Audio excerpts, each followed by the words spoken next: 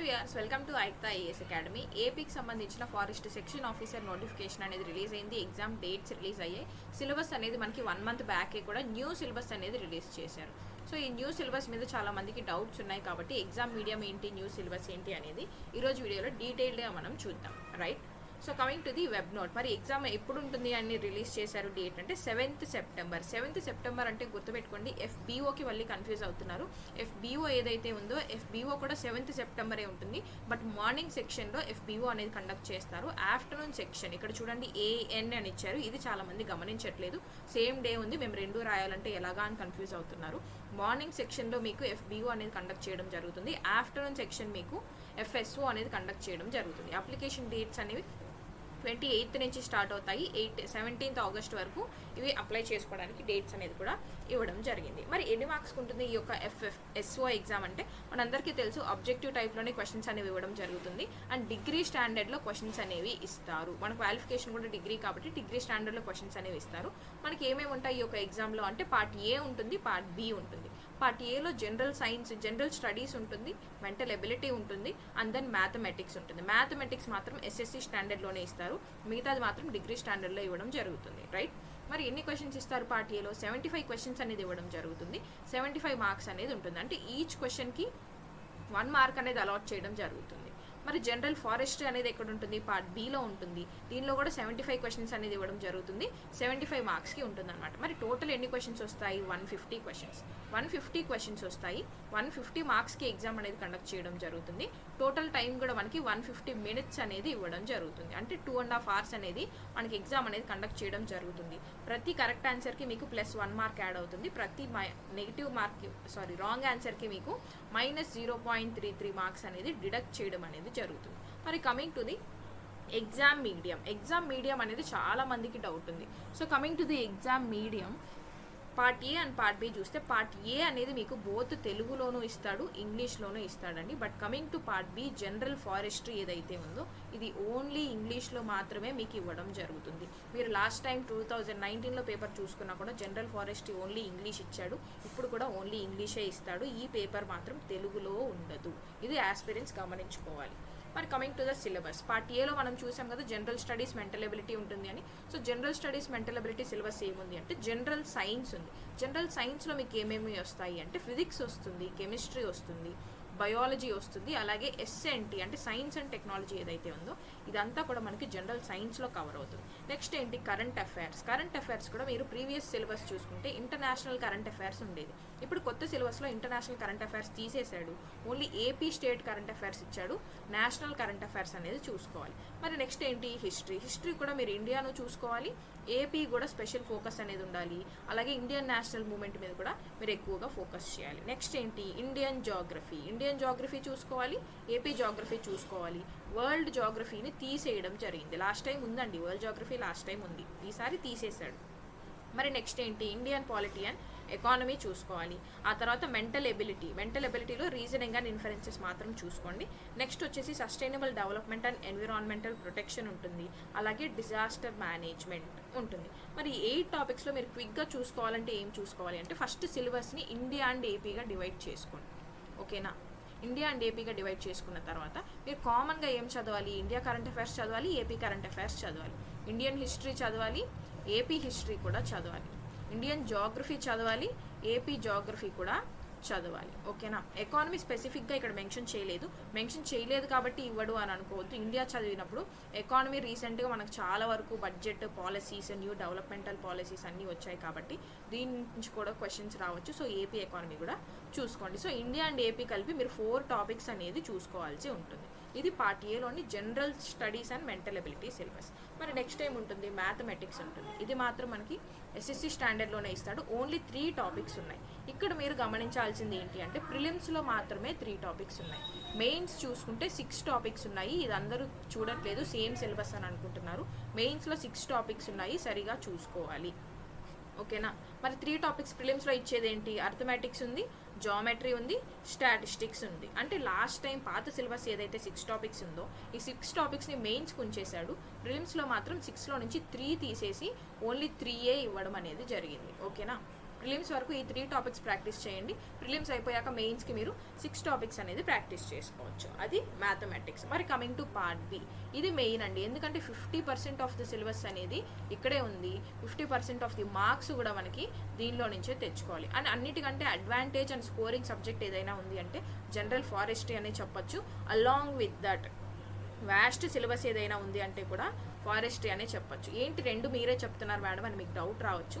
రెండు నేనే చెప్తున్నాను, వాస్ట్ సిలబస్సే. కానీ మీరు ప్లాన్డ్గా కవర్ చేసుకోగలిగితే అన్నిటికంటే స్కోరింగ్ అయినటువంటి సబ్జెక్ట్ జనరల్ ఫారెస్ట్రీనే. ఎందుకంటే టాపిక్ నుంచి బయటకు వెళ్ళేటువంటి స్కోప్ ఉండదు, కరెంట్ అఫైర్స్ నుంచి అడిగేటువంటి స్కోప్ ఉండదు. కాబట్టి నీట్గా ఒక ఆర్గనైజ్డ్ మేనర్లో కనుక మీరు సిలబస్ కంప్లీట్ చేసుకుంటే మీరు దీనిలో మ్యాక్సిమం మార్క్స్ అనేది స్కోర్ చేయొచ్చు. అందుకే స్కోరింగ్ అంటున్నాను, వాస్ట్ అని కూడా నేనే చెప్తున్నాను. అండ్ దీంట్లో ఇంకొక అడ్వాంటేజ్ ఏంటి అంటే 28 టాపిక్స్ ఉన్నాయి ఓల్డ్ సిలబస్లో. ఎవరైనా ఇంకా ఓల్డ్ సిలబసే చూస్తున్నట్లయితే please to understand and refer the syllabus. 28 topics ఉన్నాయి ఓల్డ్ సిలబస్లో. న్యూ టాపిక్స్లో దీన్ని మనకి 11 టాపిక్స్కి మనకి దీన్ని రెడ్యూస్ చేయడం అనేది జరిగింది. Which means more than 50% of the సిలబస్ని మనకి తగ్గించేశాడు.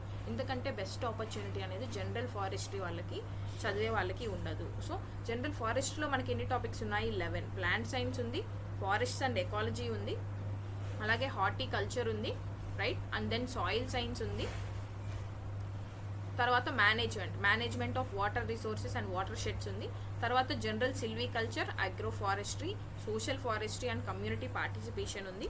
దీని తర్వాత ఏముంటుంది? యానిమల్ హెల్త్ అండ్ న్యూట్రిషన్ ఉంది, ఎకనామిక్ జువాలజీ ఉంటుంది, ఫారెస్ట్ అడ్మినిస్ట్రేషన్ ఉంటుంది, and then remote sensing and satellite communication ఉంటుంది. 11th టాపిక్లో environmental science, renewable and non renewable resources. దీనిలో చాలామంది కన్ఫ్యూజ్ అవుతున్నారు, మేము అగ్రికల్చర్ చేసాము, ఓన్లీ అగ్రికల్చర్ చదువుకుంటే సరిపోతుందా, లేదా మా దగ్గర ఫారెస్ట్రీ బుక్ ఉంది, ఓన్లీ ఫారెస్ట్రీకి సంబంధించి చదివితే సరిపోతుందా అని చూసుకుంటున్నారు. ఇది అన్నీ మిక్స్ చేసి ఇచ్చినటువంటి సిలబస్.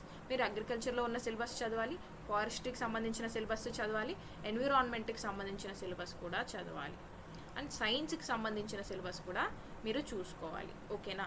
ఇవన్నీ ఫర్ ఎగ్జాంపుల్ ఇక్కడ చూడండి, ఒక న్యాచురల్ రిసోర్సెస్ అనేది సైన్స్కి సంబంధించిన సిలబస్సే కదా, ఇది మీరు FDOలో కూడా చదువుతారు, రైట్. ఇది ఎన్విరాన్మెంట్కి సంబంధించిన సిలబస్ అగైన్. ఓకే, సో మీరు ఏం చేయాలి అంటే ఒకే ఒక్క టాపిక్ చదువుకొని మిగతావి మేము పెట్టేసుకోగలము అని అనుకోవద్దు. నేను ఇంకొక విషయం ఇక్కడ ఏం చెప్పదలుచుకున్నాను అంటే ఎగ్జాక్ట్ సిలబస్కి సోర్స్ కూడా లేదండి. బికాస్ మార్కెట్లో కొత్త సిలబస్ ఇచ్చిన తర్వాత ఈ యొక్క న్యూ సిలబస్ని బేస్ చేసుకొని వచ్చిన ఎగ్జాక్ట్ మెటీరియల్ అనేది మార్కెట్లో నేను రెఫర్ చేసిన సోర్సెస్ ప్రకారం ఎక్కడా లేదు. బికాజ్ ఇవి ఎన్నో సబ్జెక్ట్స్ని మిక్స్ చేసి ఇచ్చాడు కాబట్టి ఇవన్నిటిని కలిపి బుక్ అనేది ఎగ్జాక్ట్గా రాలేదు. సో మీరు ఇవన్నీ గమనించుకొని ప్రిపరేషన్ అనేది ప్లాన్ చేసుకోండి, రైట్. సో ఈ యొక్క సిలబస్ మీద మీకు క్లారిటీ వచ్చిందని అనుకుంటున్నాను. And coming to the small announcement, Ayukta academy course యొక్క అనౌన్స్మెంట్. ఏపీ ఫారెస్ట్ ఆఫీసర్కి సంబంధించిన జనరల్ ఫారెస్ట్రీ బ్యాచ్ అనేది మనం ఆల్రెడీ లాంచ్ చేశాము. లాస్ట్ మంత్ 30th ఈ యొక్క బ్యాచ్ అనేది స్టార్ట్ అయింది. 2 days బ్యాకే ఈ యొక్క లైవ్ క్లాసెస్ కూడా కంప్లీట్ అవ్వడం జరిగింది. And who ever want to join course details కనుక మనం ఒకసారి చూస్తే బైలింగ్వల్ క్లాసెస్ అంటే తెలుగు అండ్ ఇంగ్లీష్ మీడియంలో క్లాసెస్ ఉంటాయి. బట్ నోట్స్ మాత్రం ఓన్లీ ఇంగ్లీష్ మీడియంలో ఉంటుందండి. బికాస్ మీకు ఎగ్జామ్ కూడా ఇంగ్లీష్లోనే ఉంటుంది కాబట్టి నోట్స్ కూడా మీకు ఇంగ్లీష్లోనే ఇవ్వడం జరుగుతుంది. టు అండర్స్టాండ్ ది టర్మినాలజీ అనేది మీకు తెలియాలంటే మీరు ఇంగ్లీష్లోనే చదవాలి. అక్కడికి వెళ్ళిన తర్వాత ట్రాన్స్లేట్ చేసుకునేంత టైం కూడా మీకు ఉండదు. సో ఇంగ్లీష్లోనే ప్రిపరేషన్ అనేది కంటిన్యూ చేయండి. And then prelims and mains రెండింటికి సేమ్ సిలబస్ కాబట్టి జనరల్ ఫారెస్ట్రీ రెండింటికి యూజ్ అయ్యేలాగా అదే డెప్త్లో క్లాసెస్ అనేది కవర్ చేయడం జరుగుతుంది. అప్డేటెడ్ అంటే ఇప్పుడున్న న్యూ సిలబస్ ప్రకారంగా మీకు నోట్స్ అనేది ప్రొవైడ్ చేయడం జరుగుతుంది. ఈచ్ చాప్టర్ ఇప్పుడు నేను చెప్పిన 11 చాప్టర్స్ ఏదైతే ఉన్నాయో ఈ యొక్క 11 చాప్టర్స్కి ఇండివిజువల్ PDF నోట్స్ అనేది మీకు ప్రొవైడ్ చేస్తారు. Along with this test series కూడా మీకు ఉంటాయండి. ఈచ్ 11 యూనిట్స్కి చాప్టర్ వైజ్ టెస్ట్ సిరీస్ కూడా ఉంటాయి. అలాగే మీకు ఫుల్ లెంత్ టెస్ట్ కూడా 5 ఉంటాయి. ఓకేనా? సో మొత్తంగా మీరు ఎన్ని క్వశ్చన్స్ కవర్ చేస్తారు ఎగ్జామ్కి వెళ్ళే ముందు అంటే మీరు ఎగ్జామ్కి వెళ్ళే లోపు 1000+ క్వశ్చన్స్ అనేది కవర్ చేయడం జరుగుతుంది as part of this course అనమాట.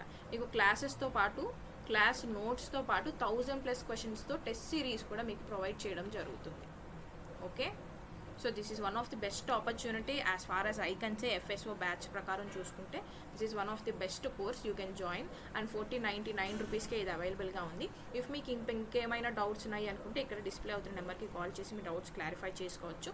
అండ్ ఈ యొక్క కోర్స్ పర్చేస్ చేసుకోవాలి, లేదంటే డెమో వీడియోస్ చూడాలి, ప్రీవియస్ ఇయర్ క్వశ్చన్స్ PDFs కావాలి, ప్రీవియస్ ఇయర్ క్వశ్చన్స్ అనాలిసిస్ చూడాలి, అండ్ షెడ్యూల్ కూడా చూడాలి అనుకుంటే మీరు ఈ యొక్క యాప్ని డౌన్లోడ్ చేసుకోవచ్చు. Download Ayukta academy app.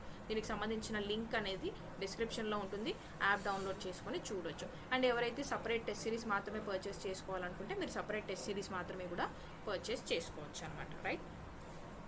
మరి coming to the mains examination. Mains exam ఎలా ఉంటుంది? ఫస్ట్ క్వాలిఫైయింగ్ టెస్ట్ ఉంటుంది. క్వాలిఫైయింగ్ టెస్ట్లో ఏముంటాయి? జనరల్ ఇంగ్లీష్ ఉంటుంది, జనరల్ తెలుగు ఉంటుంది, అండ్ 100 క్వశ్చన్స్ అనేవి వస్తాయి. 100 మార్క్స్ ఉంటుంది, 100 మినిట్స్ అనేది ఇవ్వడం జరుగుతుంది. నెక్స్ట్ ఏముంటుంది? ఇది ఓన్లీ క్వాలిఫైయింగ్, ఇది మన మెరిట్లో దీన్ని క్యాల్కులేట్ చేయరు. బట్ పేపర్ 1, పేపర్ 2, పేపర్ 3ని మనకి మెరిట్లో చూస్తారు. అంటే దీన్ని బేస్ చేసుకొని మిమ్మల్ని ఫిజికల్ టెస్ట్కి క్వాలిఫై చేయడం అనేది జరుగుతుంది. సో సేమ్ ఇందాక మనం చూసిన సిలబస్సే ఉంటుంది ఇక్కడ కూడా, general studies and mental ability. కాకపోతే ఇందాక 75 క్వశ్చన్స్ చూస్తాం, ఇక్కడ 150 questions, mathematics 150 questions, general forest 150 questions, అన్ని ఈచ్ క్వశ్చన్ 1 మార్క్ ఉంటుంది. సో టోటల్గా 450 మార్క్స్కి మీరు మెయిన్స్ ఎగ్జామ్ అనేది రాయడం జరుగుతుంది. సేమ్ కరెక్ట్ ఆన్సర్కి +1 మార్క్, మైనస్ రాంగ్ ఆన్సర్కి -0.33 మార్క్స్ అనేది డిడక్ట్ చేయడం జరుగుతుంది అనమాట. మరి coming to the general English syllabus చూస్తే 50 మార్క్స్ అనేది 50 క్వశ్చన్స్ ఏవైతే ఉన్నాయో, comprehension, phrases and idioms, vocabulary and punctuation, logical rearrangement అంటే జంబుల్ సెంటెన్స్ అంటాం కదా, ఇవి ఉంటాయి. And coming to general Telugu చూస్తే synonyms and vocabulary, grammar, Telugu to English meanings and English to Telugu meanings అనేవి ఇవ్వడం జరుగుతుంది. మన కంప్యూటర్ ప్రొఫిషియన్సీ టెస్ట్ ఉంటుంది కదా, కంప్యూటర్ ప్రొఫిషియన్సీ టెస్ట్లో ఏముంటుంది? ఇది కూడా ఓన్లీ క్వాలిఫైయింగ్ అండి. దీనిలో కూడా మెరిట్ అనేది ఏం చూడరు, జస్ట్ క్వాలిఫై అయితే చాలు. 100 మార్క్స్కి 1 అవర్ ఈ యొక్క ఎగ్జామ్ టైం అనేది ఇవ్వడం జరుగుతుంది. ఎస్సీ ఎస్టీ క్యాండిడేట్స్ 30 మార్క్స్ తెచ్చుకోవాలి, బీసీ క్యాండిడేట్స్ 35 మార్క్స్ తెచ్చుకోవాలి, ఓసీ క్యాండిడేట్స్ 45 మార్క్స్ అనేది తెచ్చుకోవాలి. So this is all about the syllabus of FSO.